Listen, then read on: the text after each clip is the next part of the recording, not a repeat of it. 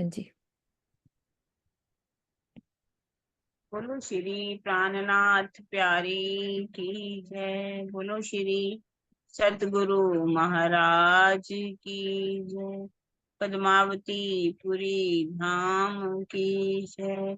सर्व सुंदर साथ की जय। प्रथम लागू दो चरण को, धनिये न छुड़ायो खिन। लाख तली लालेड़िया, मेरे जीव के यही जीवन।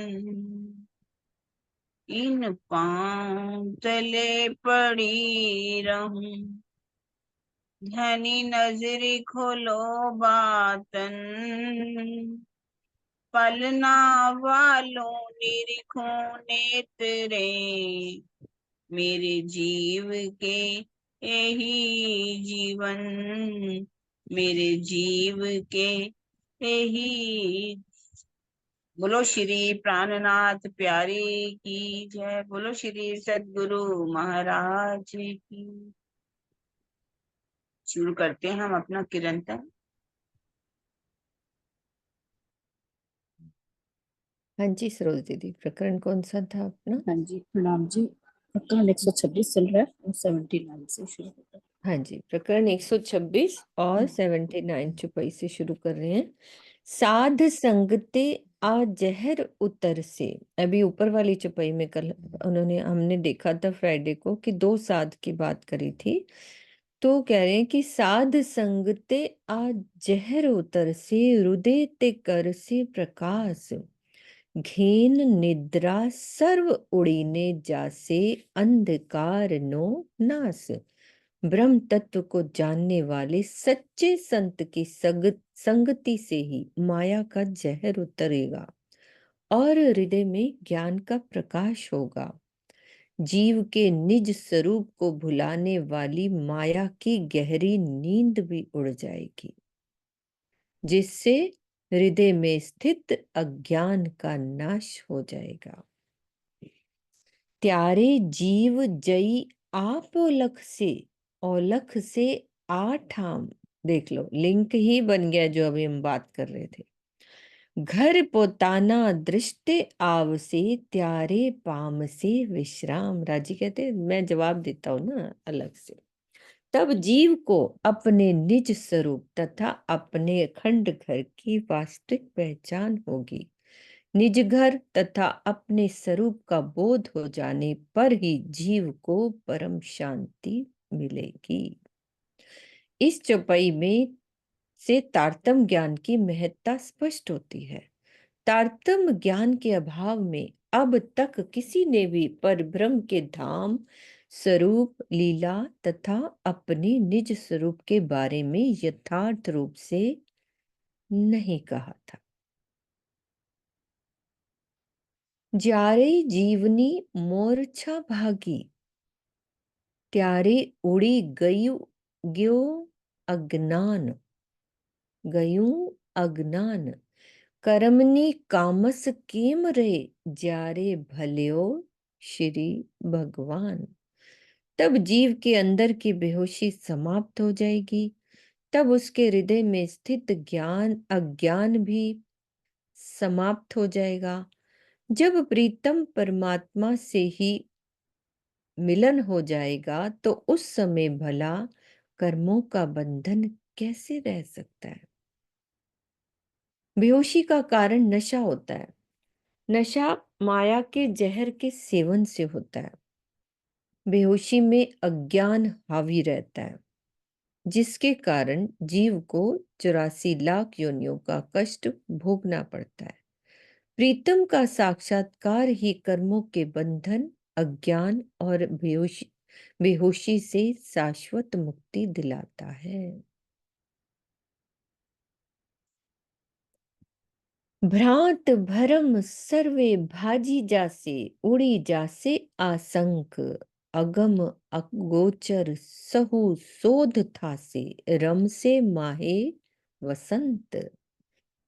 परमात्मा से साक्षात्कार होते ही हृदय की भ्रांतियां मिट जाएंगी तथा सभी प्रकार के भ्रम और संशयों का नाश हो जाएगा। मन बुद्धि से परे रहने वाली और दृष्टि में न आने वाली सभी चीजों की जानकारी हो जाएगी एवं जीव शाश्वत आनंद में विहार करेगा। कैसे आशी दीदी एक एक चीज वही बात क्लियर कर रही है। तो जिस प्रकार अहंकार में अस्मिता तथा सौंदर्य में शोभा का अस्तित्व बीज रूप से होता है, उसी प्रकार भ्रम में भ्रांति का अस्तित्व होता है। रात के समय अंधेरे में जाते समय रस्सी को सर्प समझ लेना भ्रम है, जबकि संशय की स्थिति में अज्ञान की मात्रा बहुत कम होती है। जैसे किसी विषय में 99% सही जानकारी है, किंतु 1% की जानकारी न होने से मन में दृढ़ता नहीं है तथा उसके झूठा होने की मन में कल्पना उठती है, तो इसे संशय कहते हैं।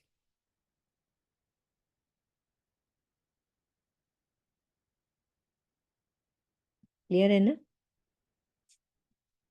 अज्ञान अगोचर सहु शोध था से रम से माहे वसंत भ्रांत भरम सर्वे भाजी जासे उड़ी जासे आशंक। दोष मा दीजे रे विराट वाणी ने मुख थी बोले सहु सत बोलिया ऊपर चाली न सके त्यारे फरी जाए छे मत। हे साधु जनों, इस संसार के धर्म ग्रंथों को दोष मत दीजिए। इन ग्रंथों का अध्ययन करने वाले तो अपने मुख से सत्य ही बोलते हैं, किंतु जो बात कहते हैं उसको आचरण में नहीं लाते। इसका परिणाम ये होता है कि उनकी बुद्धि भटक जाती है। मोटो अवतार श्री परशुराम जी तेना हजी लगे बंध न छूटे कष्ट करे छे आज दिन लगे पण तो हेते ताणा न त्रुटे। विष्णु भगवान के 24 अवतारों में से एक परशुराम जी हैं। उनके कर्मों के बंधन आज तक नहीं छूटे। वे आज दिन तक कष्ट साध्य तप में लगे हैं, फिर भी उनके कर्मों के बंधन की रस्सियां अभी तक नहीं टूटी हैं।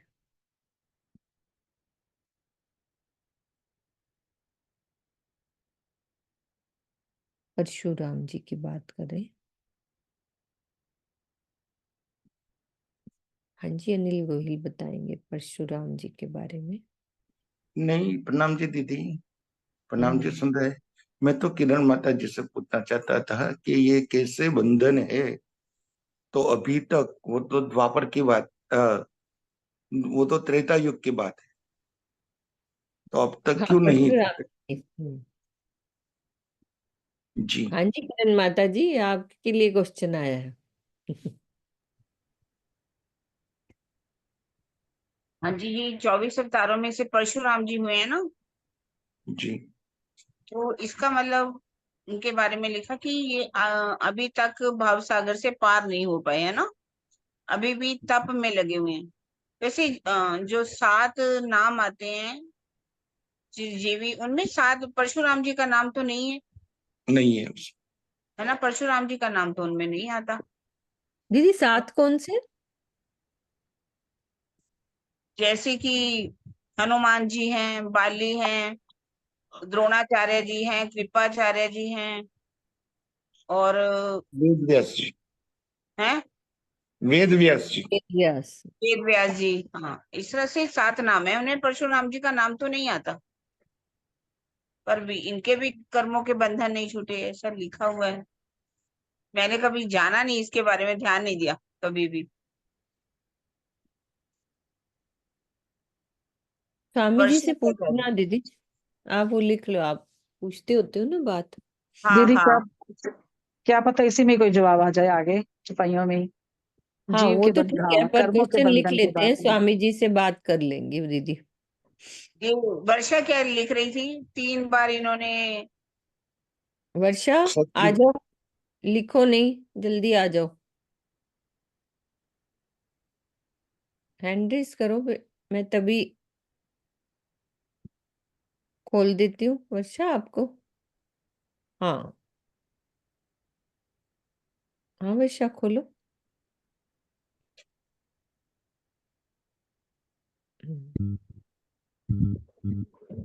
इन्होंने 3 बार में सारी सृष्टि को क्षत्रिय विहीन किया था।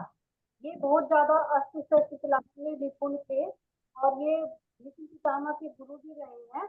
इन्होंने फिर कर्ण को भी शिक्षा दी थी, शस्त्र चलानी थी। तो ये उन्होंने 3 बार मतलब इतनी ज्यादा हत्याएं की थी कि सारी धरती को क्षत्रियों से विहीन कर दिया था। तो मुझे लगता है कि शायद उन्हीं कर्मों की मतलब इनको सजा पूरी नहीं हुई हो, इनको कर्म बंधन नहीं सके, क्योंकि क्रोध बहुत अधिक है इनके अंदर, ऐसा आता है रामायण में।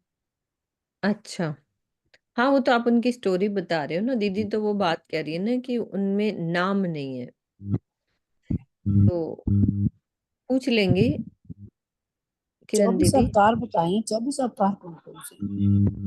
नहीं नहीं वो तो 24 अवतारों में से एक कहे है ना परशुराम। 24 एक नहीं अवतारों में से तो है, परशुराम जी का नाम आता है 24 नहीं। अवतारों में से। हाँ जी पर मिथिलेश ये लिखा दीदी। है ना, वो अभी भी आज दिन तक कष्ट साध्य तप में लगे हैं, फिर भी उनको कर्मों हम्म। के बंधन हाँ जी रस्सी मिथिलेश नहीं दीदी। टूटी। प्रणाम जी सुंदर साहब जी, प्रेम प्रणाम जी। ये स्वामी जी ने लिखा था, मैंने कहीं पढ़ा था, ये 7 चिरंजीवी व्यक्ति माने गए हैं। ये अच्छा हनुमान जी हैं जी, बलि है, व्यास जी हैं, और विभीषण हैं, परशुराम हैं, कृपाचार्य जी हैं, अश्वत्थामा हैं।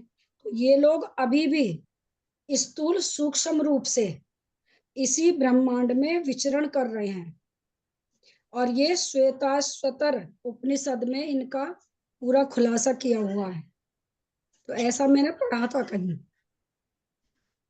ये 7 चिरंजीवी व्यक्तियों का वो इनकी बताया था इनका स्वामी नाम जी ने। परशुराम जी का उनमें है, 7 चिरंजीवियों में। हाँ जी, परशुराम जी का है, हनुमान जी हैं, बलि हाँ हैं, वो तो व्यास मैंने जी, नाम सुने हैं, परशुराम जी का मुझे ध्यान नहीं आ रहा था। हाँ है, परशुराम जी भी हैं। तो फिर तो वही है ना, अभी तक ये मतलब जैसे परशुराम हनुमान जी हैं, व्यास जी हैं, द्रोणाचार्य जी हैं, ये तो मुझे नाम याद आ रहे थे, परशुराम जी का मुझे ध्यान नहीं आ रहा था। इसमें लिखा तो हुआ है दीदी परशुराम जी भी। तो हाँ, इनके अश्वत्थामा है ना, इनके कर्म नहीं कटे, हाँ तो जी ये अभी भी विचरण करते रहते हैं। तो उनमें ये भी परशुराम जी का भी नाम है, इसका मतलब मैं एक मिनट देखती हूँ।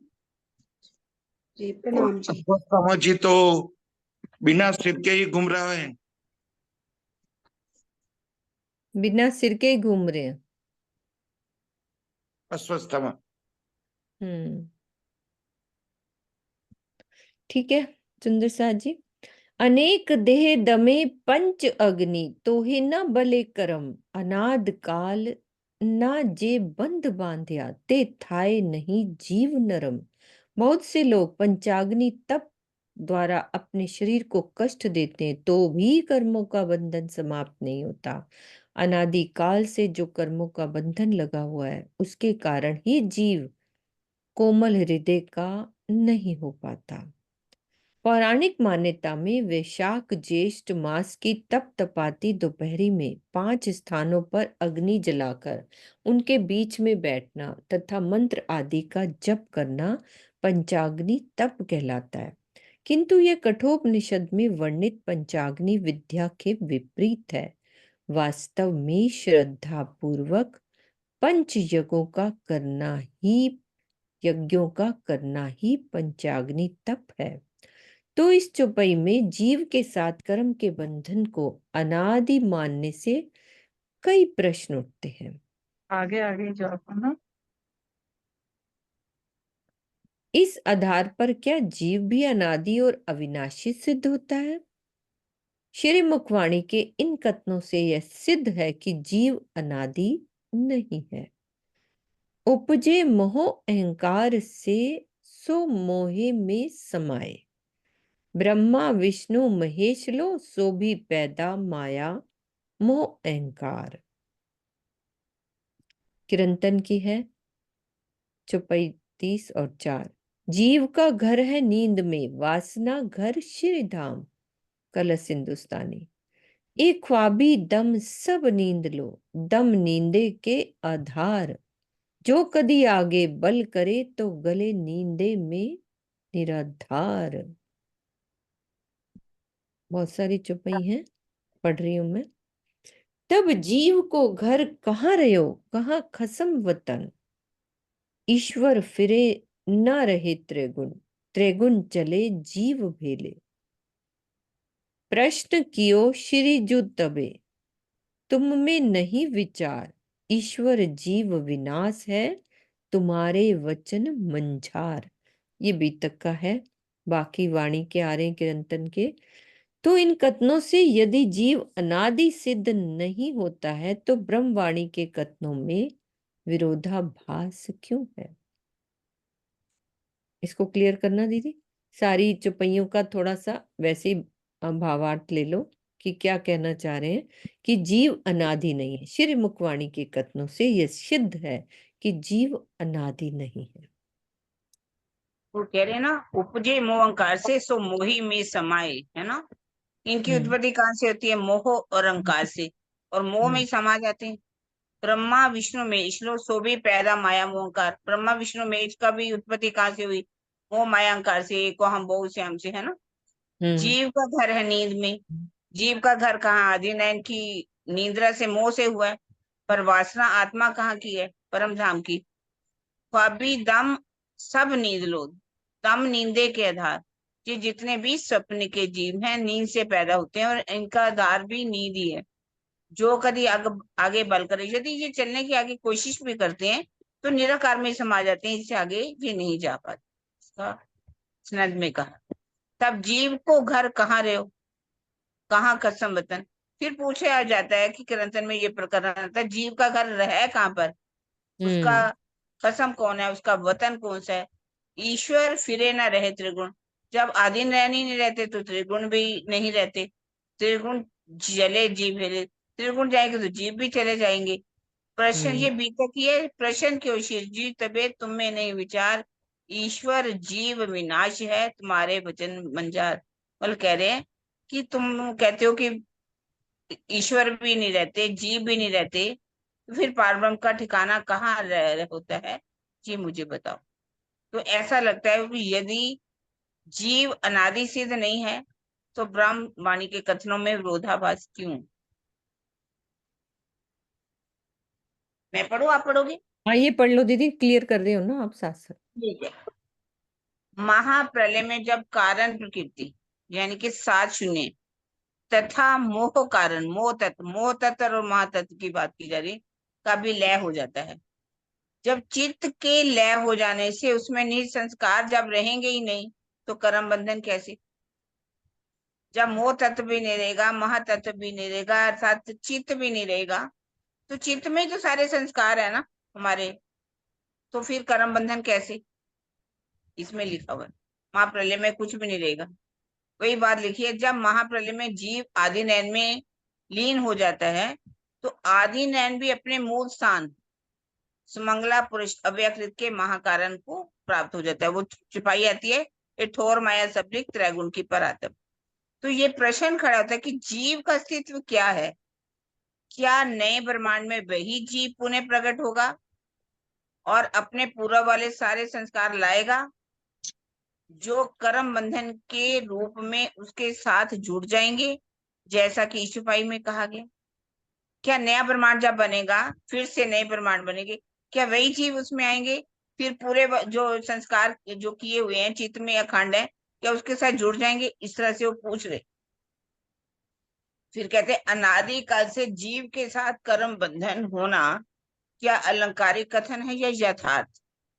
इसके समाधान में संक्षेप में इसका उत्तर बता रहे हैं स्वामी जी। आगे क्या लिखा?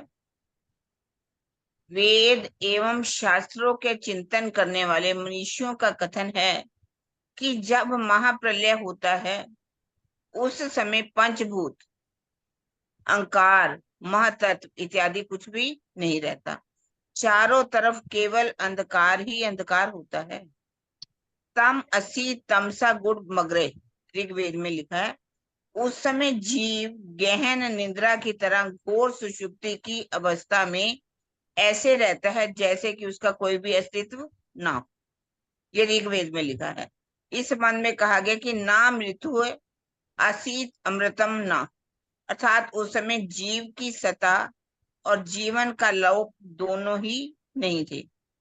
जीव को अनादि अविनाशी मानने वाली विचारधारा यही बात कहती है।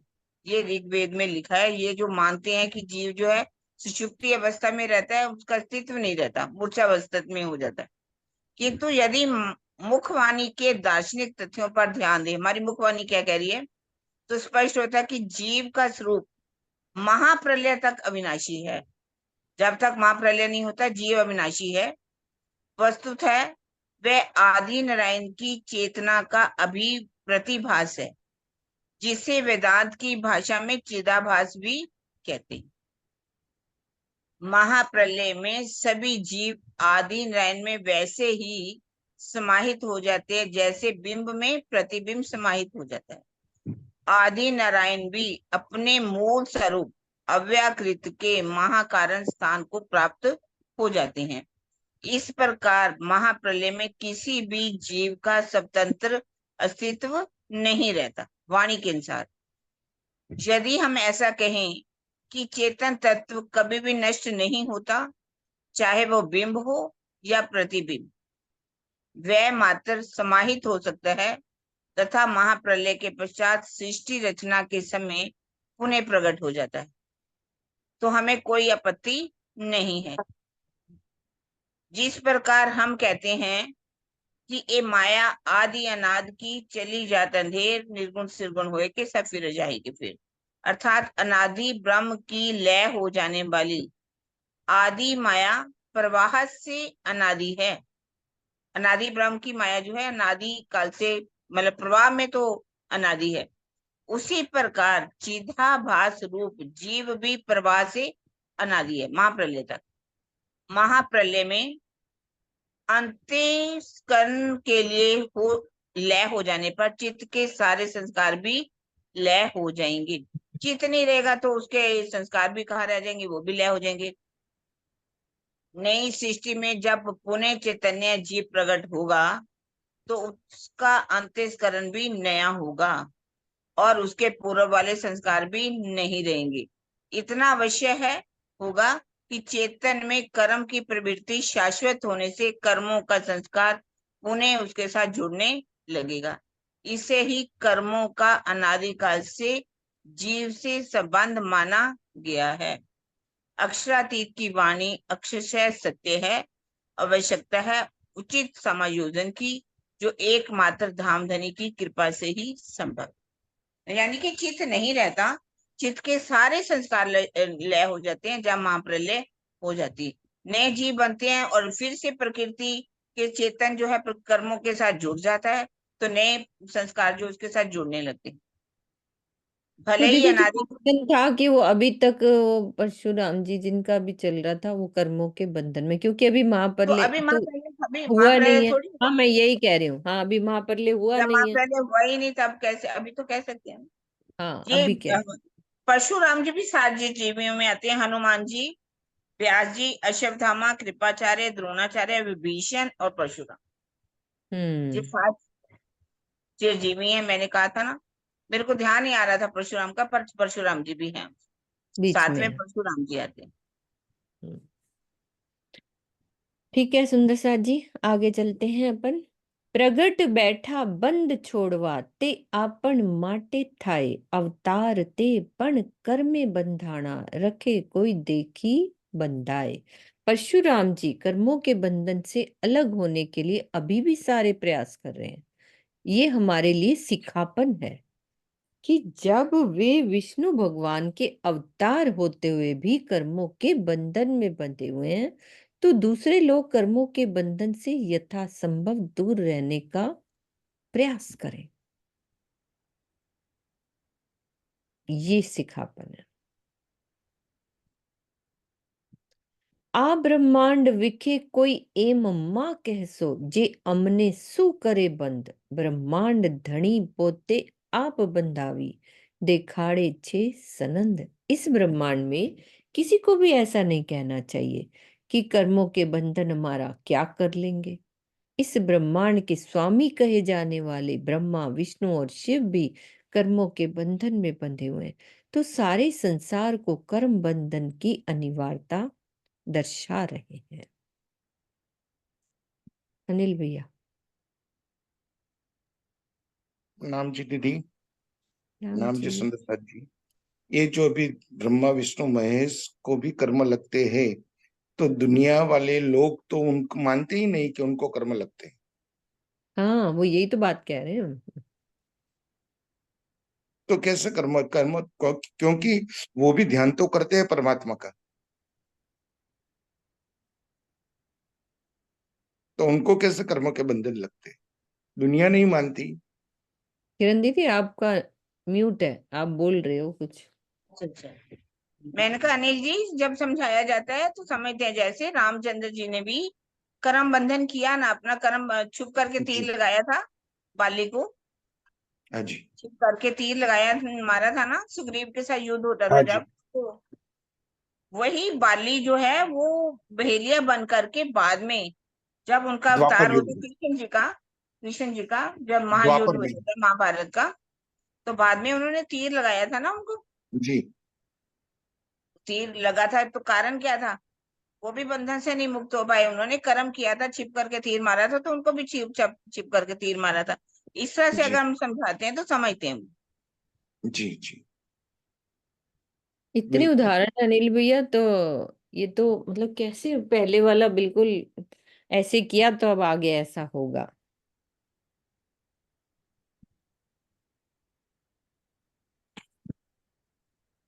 तेज आकाश वाय जल पृथ्वी, रवि शशि चौदह भवन, ए फरे सर्व कर्म ना बांध्या, तो बीजी तो एनी उत्पन्न। पांचों तत्व कौन कौन से हैं? आकाश, वायु, अग्नि, जल और पृथ्वी, सूर्य, चंद्रमा तथा चौदह लोक का ये संपूर्ण ब्रह्मांड भी जब कर्मों के बंधन में है, तो दूसरे तो इससे उत्पन्न हैं, उत्पन्न हुए हैं, भला वो कर्मों के बंधन से रहित कैसे हो सकते हैं? तो ये भी कर्मों के बंधन में, सूर्य, चंद्रमा और चौदह लोक का संपूर्ण ब्रह्मांड। इसका बना हुआ ब्रह्मांड, अच्छा, हाँ, का पांच तत्व। का ये ब्रह्मांड। हाँ, ये का चौदह लोक का ये संपूर्ण ब्रह्मांड भी जब कर्मों के बंधन में।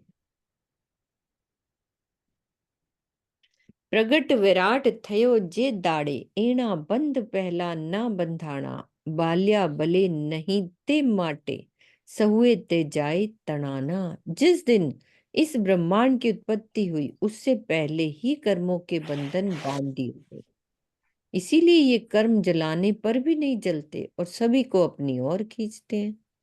ब्रह्मांड के बनने से पूर्व कर्म के बंधन का सिद्धांत लागू होने का तात्पर्य ये है कि क्रिया स्थल और क्रिया से पूर्व सिद्धांत का होना अनिवार्य है। क्या मतलब? क्रिया स्थल और क्रिया से पूर्व सिद्धांत का होना अनिवार्य है। कोई भी क्या? काम करना हो तो उसके लिए पहले सिद्धांत लागू किए जाते हैं। जैसे अच्छा। हमारा कॉन्स्टिट्यूशन जो है वो तैयार पहले ही हो जाता है ना, तो ये कोई हाँ, करेगा तो इसको ये फांसी, इसको ये ऐसे संविधान पहले ही बना दिया अच्छा, जाता है ना। नियम बना देते हैं अभी ब्रह्मांड बनने से पहले पहले जैसे नियम टेस्ट बना बना देते तो टेस्ट में पहले सिद्धांत पहले ही बना दिए गए। इसी तरह से हैं। भी कुछ ऐसे कर्म होते हैं, उनमें जीव को पहले ही बांध दिया जाता है, जिसको हम्म। प्रारब्ध कर्म भी कहा जाता है। कितनी बड़ी प्लानिंग है। हाँ, सही में। मानखो जन्म पाम्यो बंध छोड़वा, वली रे विसेखे भरतखंड, कुली माहे उत्तम आकार पामी, सामा बांधे छे अध का बंध। कर्मों के बंधन से छूटने के लिए ही तुम्हें ये मानव तन मिला है। पहले पूरे में बता दिया कर्मों के बंधन क्या होते हैं, उसको कैसे मुक्ति हो सकती है। कह रहे मानव तन मिला है, पुनः विशेष रूप से तुम्हारा ये जन्म परम पवित्र भरतखंड में हुआ है। इसके अतिरिक्त 28वें कलयुग में ही तुमने ये उत्तम मानव तन पाया। अब वो तो पीछे हुए थे तो अभी तक भटक रहे हैं ना, हमारे को 28वां कलयुग भी मिला है। फिर भी तुम कर्मों के बंधनों में और अधिक क्यों बंधते जा रहे हो, तो ये समझा रहे। माहे अंधारू माहे अजवालू हृदय तक ते कोई न संभारे, पर वस बांध्यो कर्म करे अवतार अमोलक हारे। हृदय के अंदर ही माया का अंधकार होता है तथा स्वाध्याय एवं प्रेम लक्षणा भक्ति द्वारा ही हृदय में ही शुद्ध ज्ञान का प्रकाश हो जाता है। ऐसे हृदय को कोई भी नहीं संभालता। लोग तृष्णा के वशीभूत होकर कर्मों के बंधन में फंसते हैं तथा अनमोल मानव जीवन को खो देते हैं। कोई वेद विचार न करे भाई सहु को स्वादे लाग्यो, अनल एणी पेरे चाले ते माटे साचू ते सर्वे भाग्यो। इन कर्मकांडी लोगों में कोई वेद वाणी का विचार ही नहीं करता, सभी को माया का स्वाद लगा हुआ है। झूठ और प्रमाद की ऐसी हवा चल रही है कि हर कोई सत्य को स्वीकार करने से बचना चाहता है। साचू बोलियो गमे नहीं कहने, सहुने ते लाग से दुख। वेद तणा वचन विचारो, जे कहे छे पौते मुख।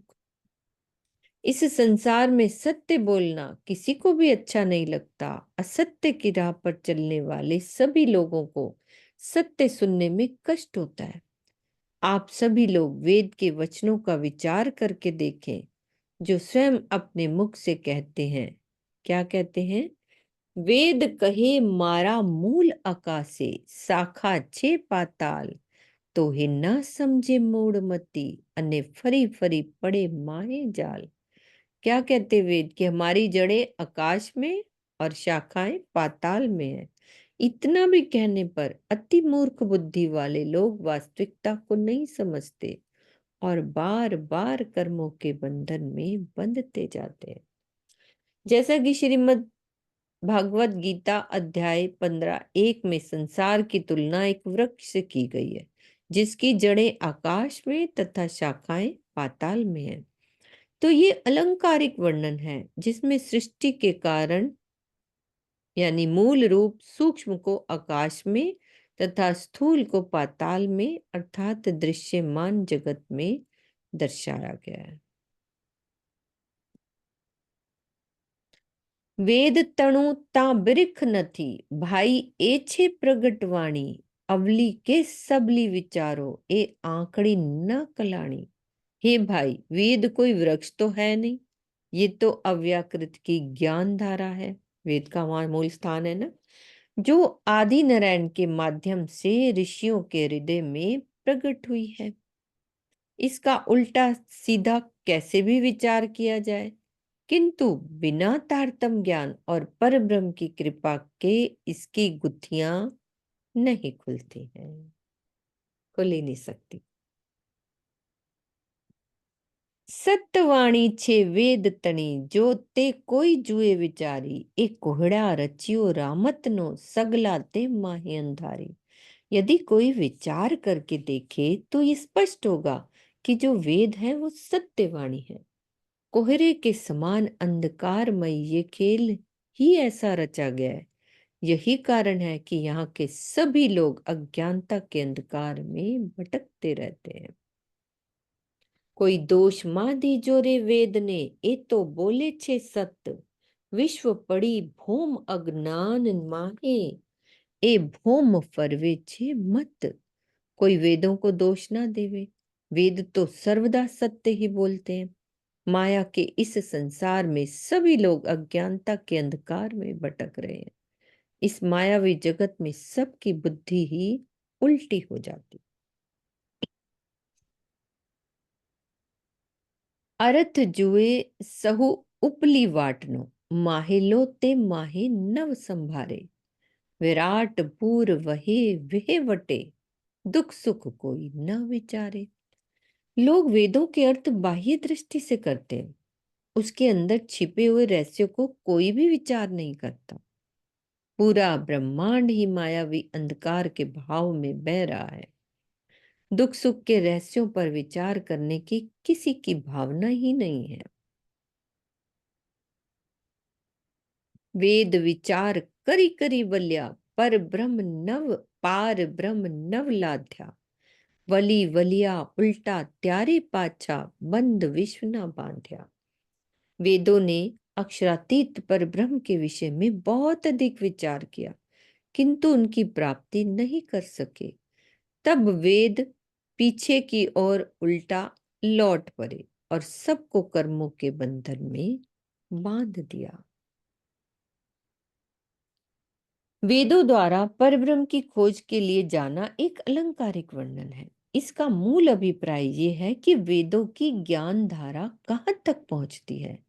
वेदों का मूल विषय अक्षर ब्रह्म है। अक्षरातीत के बारे में संकेत रूप से थोड़ा सा ही वर्णन है। इसीलिए इस चौपाई में ये बात कही गई है कि वेद अक्षरातीत परब्रह्म की खोज नहीं कर सके। चेतन तत्व कदापि निष्क्रिय नहीं होता। सम्यक ज्ञान द्वारा ही शुद्ध एवं निष्काम कर्म हो सकता है।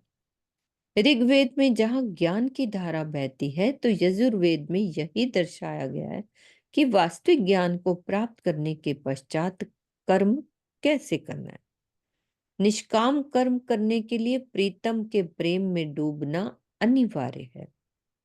यही कारण है, मतलब ये यजुर्वेद में ये बात बताई, और सामवेद में भक्ति रस का अखंड प्रवाह है, तो अथर्ववेद में संशय रहित ज्ञान है। तो ऋग्वेद तथा सामवेद का यही मुख्य उद्देश्य है कि जीव को कर्म बंधन में नहीं फंसने देना, अर्थात निष्काम कर्म की प्रेरणा देना। यदि रावण जैसा कोई व्यक्ति तमोगुण से रसित होने के कारण प्रकांड वेदज्ञ होते हुए भी कर्म बंधनों के जाल में फंसता है, तो इसमें वेद का कोई दोष नहीं। वेद मनुष्य को कर्म बंधन से मुक्त होने के निष्काम कर्म की वो शिक्षा तो दे रहे हैं ना। कोई नहीं उसको फॉलो करता, तब फिर कर्म बंधन हो ही जाती है ना। तो जिसका वर्णन यजुर्वेद के 40वें अध्याय के मंत्र कुर्वन् एह कर्माणि न कर्म लिप्यते नरा में वर्णित है। तो इस चौपाई में जो वेदों द्वारा कर्म बंधन में बांधने की बात कही गई है, वह श्रीमद् भागवत का कथन है, जो अगली चौपाई से स्पष्ट हो जाता है। क्लियर है ना शीतल दीदी?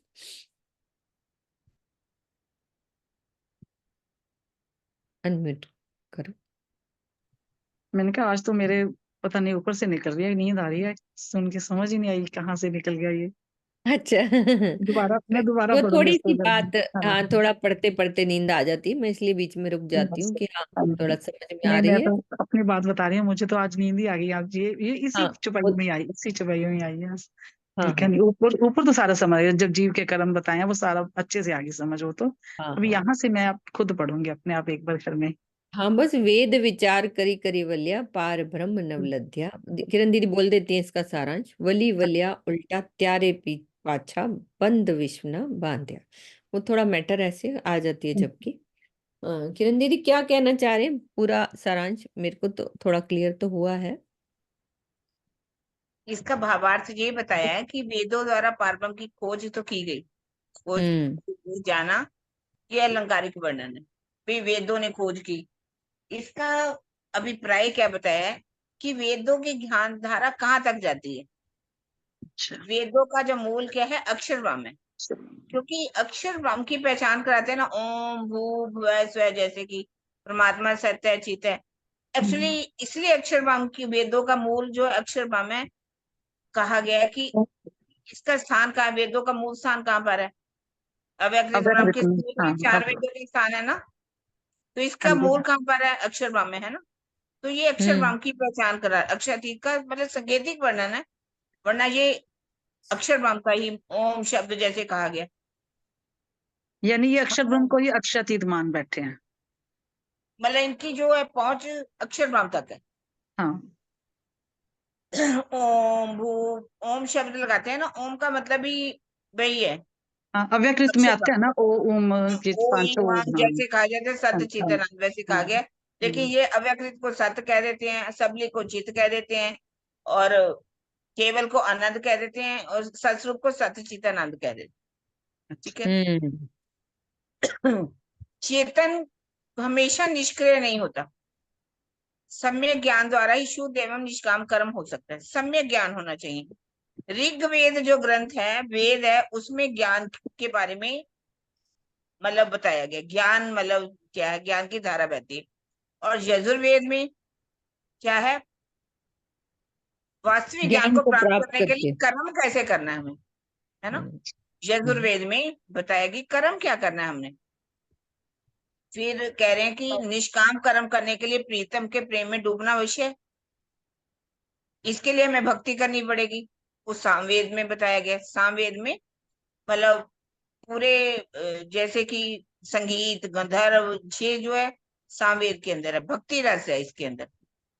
अगर ज्ञान है तो बस कर्म करना पड़ेगा, कर्म करना है तो प्रेम में डूबना पड़ेगा, प्रेम में डूबने के लिए भक्ति रस तो आना ही चाहिए। ठीक है ना। तो अथर्व वेद में संशय रहित ज्ञान है। अथर्व वेद जो है उसके अंदर जो ज्ञान है पर संशय रहित ज्ञान। ठीक है ना। ऋग्वेद और सामवेद का यही मुख्य आदेश है कि जीव को कर्म बंधन में नहीं फंसने देना, निष्काम कर्म की प्रेरणा देना। कोई भी काम करो निष्काम करो। वो कहते हैं ना, कर्म किए जा फल की इच्छा मत करे इंसान, है ना। कर्म निष्काम जो भी कार्य करो, सेवा भी करो, निष्काम सेवा भाव से करो। तो ये कर्म की प्रेरणा देते हैं कि कर्मों के बंधन में नहीं फंसना। यदि रावण जैसा कोई व्यक्ति तमोगुण, अब रावण जो है वेदों का वेदज्ञ है, 10 विद्याएं पढ़ा हुआ है, लेकिन तमोगुण में फंसा हुआ है, इसलिए वो कर्म के जाल में फंसा। इसमें उसका दोष है, उसके जीव का दोष है। वेद का दोष नहीं है कि वेद पढ़ा हुआ है तो वो कर्मों के बंधन से मुक्त हो जाएगा। कर्म तो उसने किए ही नहीं, कर्मों में तो फंसा ही वो, उसने गलत कार्य किए ही, इसलिए कर्म के जाल में वो फंस गया। ठीक है ना। इसलिए कह रहे वेद का दोष नहीं है, कर्मों का दोष है। वेद मनुष्य को कर्म बंधन से मुक्त होने के लिए निष्काम कर्म की शिक्षा दे रहे हैं, जिसका वर्णन यजुर्वेद के 40वें अध्याय में के मंत्र में लिखा हुआ है। ये जो मंत्र है पूरा नहीं लिखा गया, कुर्वन् कर्माणि आगे और भी है, ना कर्म लिप्यते नरः। इस छपाई में जो वेदों द्वारा कर्म बंधन के बांधने की बात कही गई है, वो जो कर्म इसमें जो कहा गया वो भागवत का कथन है, वेद का कथन नहीं है। समझ आ गई। है? सही, अब पता चल गया। यहाँ ही अटक गई थी ना बस मेरा कोई सुना बात नहीं नहीं। था ध्यान से। हाँ जी, चलो बहुत अच्छा किया, दोबारा वर्णन कर दिया। निसार जी ध्यान से हम सुनेंगे, हमारी वाणी है तो अच्छे से सुनेंगे। आता व्यास जीनो कहियूं कहूं छो तमे मानजो साधो संत, ना मानो ते जई सुख जी ने पूछो आ बैठा छे माही भागवत। तो ये बात वो कह रहे थे ना, भागवत के अगली चौपाई में क्लियर हो रही है कि ये बात मैं वेद व्यास जी का कहा हुआ कह रहा हूं। हे साधु संतो, मेरी इस बात को मान लीजिए। यदि आपको मेरी बात स्वीकार नहीं है तो उन श्री सुखदेव जी से पूछिए जो ज्ञानमय शरीर से श्रीमद् भागवत में विराजमान है। तो वेद व्यास जी एवं सुखदेव जी को भागवत का रचनाकार मानना मात्र लोक परंपरा की ही अभिव्यक्ति है, यथार्थ सत्य नहीं है। अच्छा, वेद पुराण भारत अच्छा अनिल भैया तो दीदी भागवत की रचना किसने की?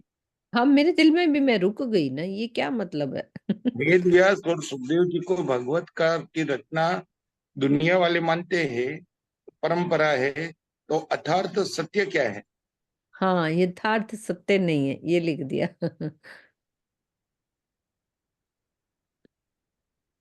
आगे आ रहा होगा, देखो ये आ हाँ, रहा है ना आएगा वेद आएगा, व्यास। कहीं ना कहीं एक बार आएगा। पढ़ते हैं अनिल भैया, हैं। जी। वेद पुराण भारत सौ बांध्या त्यारे दाज हृदय मां समाणी, तत्क्षण आव्या गुरु जी पासे बोलिया नारद जी वाणी। वेद व्यास जी ने वेदों का व्याख्यान किया और पुराणों तथा महाभारत ग्रंथ की रचना की, फिर भी उनके मन में शांति बनी रही। शांति पाने के उद्देश्य वे तुरंत अपने गुरु नारद जी के पास आए और उन्हें सारी बातें सुनाई। तो 18 पुराण व्यास की उपाधि वाले भिन्न भिन्न विद्वानों की रचना है। श्रीमद् भागवत के कथानुसार ही इस चौपाई में वेद व्यास जी को इन ग्रंथों का रचनाकार कहा गया है। वेद तो अपरुष्य है, कोई भी ऋषि मुनि उनकी मात्र व्याख्या ही कर सकता है, रचना नहीं। इस हिसाब से तो वेद व्यास से हुए। श्रीमद् मतलब भागवत वेद व्यास जी के 18 प्राण नहीं है, जिन मतलब व्यास जी की जिनको उपाधि मिली ना, भिन्न भिन्न विद्वानों की रचना है। दीदी व्यास तो एक उपाधि है ना। हाँ, व्यास तो एक उपाधि है ना। ऐसे वेद व्यास जी हुए, लेकिन व्यास जी एक उपाधि है। जो 4 वेदों को पढ़ लेते हैं, अंग उपांग पढ़ लेते हैं, तो उनको व्यास की उपाधि मिलती है। तो वेद जो है वो अपौरुषीय का मतलब कि किसी पुरुष के द्वारा इनकी रचना नहीं की गई वेदों की, हाँ जी ईश्वरीय सीमा ज्ञान दीदी। है ना। और ये ज्ञान जो है, अब हमें पता ही है अव्यक्त ब्रह्म के अंदर वेदों का स्थान है। तो इसको मतलब कोई ऋषि मुनि की, यानी कि 4 अग्नि, आदित्य, ये जो 4 हुए हैं ना, जिनके द्वारा ग्रंथों की रचना हुई, तो ये सिर्फ उनके द्वारा उतरे हैं। ये नहीं कह सकते कि उनके द्वारा ही उतरे, उन्होंने इसकी रचना की। उन्होंने रचना, वेदों की रचना किसी ने भी नहीं की। ये तो पहले से ही है। ये मूल में कहाँ पर है? अव्यकृत ब्रह्म के अंदर, फिर आदिनयन के अंदर आए, फिर ब्रह्मा जी के द्वारा आए, और फिर यहाँ पर आए। हाँ जी सीमा दीदी आप भी बोलो। प्रणाम जी सुंदर साथ जी। यहाँ पर वेद तो अपौरुषीय हैं, लेकिन उसके ऊपर ही इन्होंने पुराण की रचनाएं की, जिसने 18 पुराण बनाए। 18 पुराणों में इतने कर्म कांड बांध दिए गए कि वो कहते हैं कि मतलब उसके बाद नारद जी ने कहा ये तुमने क्या किया है, इससे तो लोग जो है ना वेदों से अलग होके मतलब अलग ही रास्तों पे भटक जाएंगे। वेद तो एक ईश्वर की तरफ बताते हैं, जबकि वेद पुराण पुराण जो है ये कर्मकांडों में बांधते हैं। तभी तो कहते हैं इनसे दाज नहीं मिटी उनकी। जब उनकी आगे दाज आएगा तो ये सारी बातें अब आने वाली हैं चुपाई में। जब उनकी दाज नहीं मिटी, तब उन्होंने भागवत की रचना जब कही, भागवत की रचना में उन्होंने प्रेम की व्याख्या करी कि गोपियों और कृष्ण के मध्य प्रेम की बातें उन्होंने उसमें बताई, जिसको उन्होंने सुखदेव जी परीक्षित को सुना रहे हैं। भवसागर से पार होने का वो एक कथा आती है ना, तक्षक की कथा सुनी होगी सबने, कि परीक्षित को श्राप मिल गया था कि वो उन्होंने किसी ऋषि के ऊपर जो है वो एक सांप डाल दिया था उनके गले में, गुस्से होके कि उन्होंने बताया नहीं रास्ता जंगल में कि कहाँ उनका शिकार गया है। तो और वो मौन व्रत में थे, उनके कई बार पूछने पर भी उन्होंने जवाब नहीं दिया। तो पहले तो परीक्षित जी को लगा कि ये शायद सुनते नहीं है, तो इसलिए उन्होंने कुछ नहीं कहा। फिर तभी उन्होंने देखा कि वहां पे पड़ी बछड़े ने शायद बाल्टी को ठोकर मारी और बाल्टी से वो दूध गिरने लगा, तो उन्होंने दौड़ के उसको उठाया, बचाया, मतलब बाल्टी उठा ली। तब उनको क्रोध आ गया कि मैं इतनी बार पूछ रहा हूँ और इन्होंने मेरे को जवाब नहीं दिया। तो क्रोधित होके उन्होंने क्या किया, वहीं पे एक मरा हुआ सांप पड़ा था, वो उन्होंने उनके गले में डाल दिया। इससे देख के ही उनका कोई पुत्र था या उनके थे, उनको बहुत क्रोध आया कि तुमने ये क्या किया। इस वजह से उन्होंने श्राप दिया कि तुम्हारे तक्षक के काटने से ही तुम्हारी मृत्यु होगी। कुछ दिनों का भी उन्होंने टाइम दिया, 8 दिन के कितने। तब वो दुखी होके बहुत दुखी हुए कि मैं क्या करूं, कैसे मेरे मैं भवसागर से पार हूं, मेरी मुक्ति कैसे होगी। तब ये भागवत की रचना में उन्होंने परीक्षित को सुखदेव मुनि जी ने पूरा का पूरा ज्ञान, ब्रजराज की जो प्रेम की वार्ता हुई ना, उससे उनको शांति मिली और उनकी दाज मिटी व्यास जी। और व्यास जी एक उपाधि है, इसमें कोई शक नहीं, क्योंकि वे तो अपौरुषीय हमेशा ही कहते हैं, हम अव्यकृत के मन में हमेशा ही रहते हैं। ये उनके जो टीकाएं अलग अलग हुई ना, पुराणों की रचनाएं हुई, उन्होंने कर्मों के बंधन में मनुष्य को बांधा, तब कहते हैं उनकी दाज मिटी जब उन्होंने भागवत की रचना की। भागवत का वो 10वां स्कंद का हाँ हाँ उत्सव, हाँ, जिसमें उन्होंने इंगित किया कि ब्रह्म सृष्टियां आई और जो अक्षर ब्रह्म का प्रेम का पूर्ण वर्णन हुआ। प्रेम प्रेम का का वर्णन, वर्णन। प्रेम से ही उनको मतलब लोगों को मुक्ति मिलने का साधन मिलेगा, उनका कहने का मतलब ये है। अनन्य प्रेम लक्षणा भक्ति के अनन्य बाद प्रेम लक्षणा भक्ति जो बताई उन्होंने, नवदा भक्ति से हटा के अनन्य हटाकर प्रेम। अनन्य प्रेम लक्षणा भक्ति के बारे में बताया। चलते हैं। धनी घणी खंडनी कीधी व्यास जी ने, पूरी वचनों ने श्रवणा न दीधी, वाणी सरफे नाखी उड़ाड़ी, अवतारनी लाज न कीधी। नारद जी ने वेद व्यास जी के तीखे शब्दों में बहुत अधिक खंडनी की, जो उनसे पूरी तरह सुनी भी नहीं गई। वेद व्यास जी अवतारों की श्रेणी में आते हैं, लेकिन नारद जी ने उनकी गरिमा का जरा भी ध्यान नहीं रखा। नारद जी ने व्यास जी के सभी ग्रंथों को निरर्थक घोषित कर दिया। सबला रोस भराणा रिखी जी जोई व्यास वचन, शास्त्र सर्वे बांधिने ते बोलिया बूढ़ता जन। व्यास जी के ग्रंथों को देखकर नारद जी को बहुत क्रोध आ गया। उन्होंने वेद व्यास जी से कहा कि तुमने इन ग्रंथों की रचना करके भवसागर में डूबने वाले लोगों को और अधिक डुबो दिया। यद्यपि 18 पुराणों की रचना वेद व्यास जी ने नहीं की, किंतु पुराण निश्चित रूप से भवसागर में डुबोने वाले। नवग्रह पूजा, झूठे और काल्पनिक देवी देवताओं, वृक्षों, नदियों और पत्थरों की पूजा, मृतकों का श्राद्ध और तर्पण, यज्ञों में पशु बलि और नर बलि तक का समर्थन और प्रचार इन पुराणों की ही देन है। निसंदेह इनका अनुकरण करने वाला भवसागर में तो डूब ही जाएगा, है ना। विराट विराट धणी ज्यारे नव लाध्यो, त्यारे काना रहो तू गोप, विश्व विगोई स्या माटे ते उल्टा वचन कही फो। देवर्षि नारद जी ने व्यास जी, पूरी वो कहानी टाइप सुना है पूरी चौपाइयों में, कि उन्होंने व्यास जी से कहा कि जब तक तुम्हें ब्रह्मांड के स्वामी का साक्षात्कार ना हुआ हो, तब तक तुम्हें गोपनीय ही रहना चाहिए था। तुमने पुराणों में व्यर्थ की उल्टी बातें लिखकर संसार को अंधेरे में क्यों डुबो दिया। नारद जी उनको कह रहे हैं कि ये क्यों कर दिया तुमने। विस्मा वचन देखी व्यास जी ना, पूरी ते दृष्ट चढ़ावी, श्री कृष्ण जी विना बीजू सर्वे मिथ्या, एम कहूं समझावी। तो व्यास जी के लिखे हुए ग्रंथों में संसार को सुलझाने वाले टेढ़े वचन लिखे थे, जिन्हें देखकर नारद जी ने उन्हें कोप दृष्टि से देखा। पुनः समझाकर कहा कि ब्रजराज की लीला करने वाले श्री कृष्ण के बिना सब कुछ मिथ्या है। तो इस चुपाई में अंकित श्री कृष्ण जी बिना बीजू सर्वे मिथ्या का भाव कुछ लोग शरीर और नाम के रूप में लेते, तो कुछ लोग अंदर बैठकर लीला करने वाले आवेश पर लेते। तो निसंदेह आवेश स्वरूप की पहचान ही सर्वोपरि है। शरीर और बाह्य नाम की पहचान तो समाज को कर्म कांड और भटकाव की राह में ले जाती है। व्रज विहारी और रास विहारी श्री कृष्ण इस समय योग माया के ब्रह्मांड सबलिक ब्रह्म में लीला कर रहे हैं। तो इस चुपई में प्रयुक्त श्री कृष्ण जी का संबोधन उन्हीं के लिए है, अक्षरातीत के लिए नहीं है। वो अखंड में जो लीला चल रही है ना, उसी के लिए, उन्हीं की बात कर रहे हैं। वचन तणो अहमेव व्यास जी नो, नाख्यो ते सर्व उड़ाड़ी, दया करीने खंडनी की दी दीदी आंख उगाड़ी। अब व्यास जी के अंदर ग्रंथों की रचना का जो अभिमान था, उसे पूर्ण रूप से नारद जी ने अपने कठोर शब्दों से उड़ा दिया। ठीक है।